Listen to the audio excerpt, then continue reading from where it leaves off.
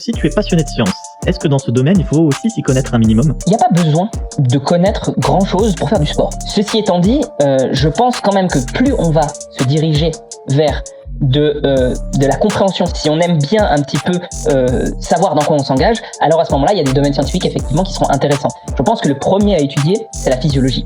La physiologie, c'est ce qui se passe dans le corps, c'est la biologie en fait de l'être humain, c'est par ça qu'il faut commencer. Après, une fois qu'on a un petit peu compris des principes de physiologie qui devront toujours rester de toute façon la base du savoir, une fois qu'on a ça, je pense qu'il faut s'intéresser plus particulièrement à un domaine de la physiologie qui est la nutrition. C'est peut-être par là qu'on va pouvoir avoir les changements les plus significatifs pour la santé à long terme. Et puis après, on peut toujours aller plus loin, comme moi je le fais, la biomécanique, du coup qui est de la physique finalement appliquée au sport. On peut aller dans la biochimie, alors là c'est encore plus précis que la nutrition. On peut aller, moi ce que j'aime bien c'est la biostatistique pour mieux comprendre les études scientifiques qu'on lit, si jamais on s'y intéresse. Il y a plein de choses comme ça à savoir. Déjà, si on est un peu curieux, physiologie et nutrition c'est déjà bien.